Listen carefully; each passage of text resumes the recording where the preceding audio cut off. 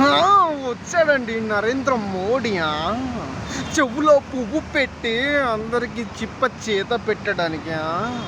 నోరిప్పితే నేను రాముని మందిరం చేశాను, అది చేశాను. ఒక ఐటీ కంపెనీ తేలేకపోయాను, ఒక గవర్నమెంట్ హాస్పిటల్ డెవలప్మెంట్ చేయలేకపోయాను. ఇది కదా మాకు కావాల్సింది. పొద్దున లేవగానే తురుక్కోళ్ళు అది తింటారు, ఇది తింటారు.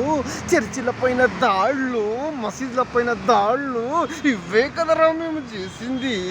కులం మతం అని రెచ్చగొట్టడం తప్ప మేము ఏమి చేసామరా? ఇప్పుడు కూడా అంతే.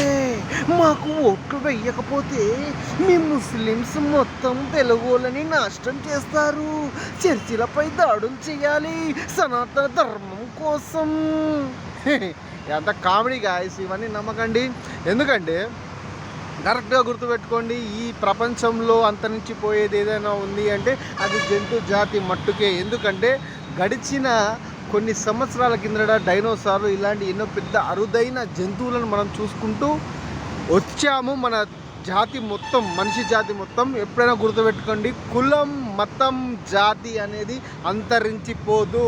నువ్వు 100 మంది ముస్లింలను టార్గెట్ చేస్తే 1000 మంది ముస్లింలు వెళ్తారు. నువ్వు 1000 మంది క్రిస్టియన్లను టార్గెట్ చేస్తే 1,00,000 మంది క్రిస్టియన్స్ వెళ్తారు.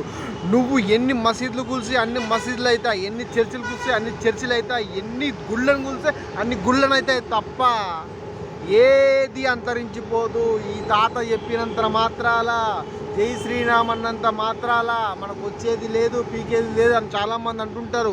అది వచ్చేటోనికి వస్తుంది, రానోనికి రాదు. మనకు కావాల్సింది ఏంది? ఫ్రీ చదువు. ఈ రేషన్ కార్డు బియ్యం అవసరం లేదు. ఫ్రీ ఎడ్యుకేషన్, ఫ్రీ మెడికల్, ఇవి కావాలి మనకి. ఇవి వస్తేనే ప్రతీది మారుతుంది, లేకపోతే మొడ్డ గురిచిపోతాం. ఈ ఎన్ఆర్సీలు, ఆసీలు, ఈసీలు, వాడు జిద్దెంగుతున్నాడు, వీడితో జిద్దెంగు అవసరం లేదు. జై హింద్.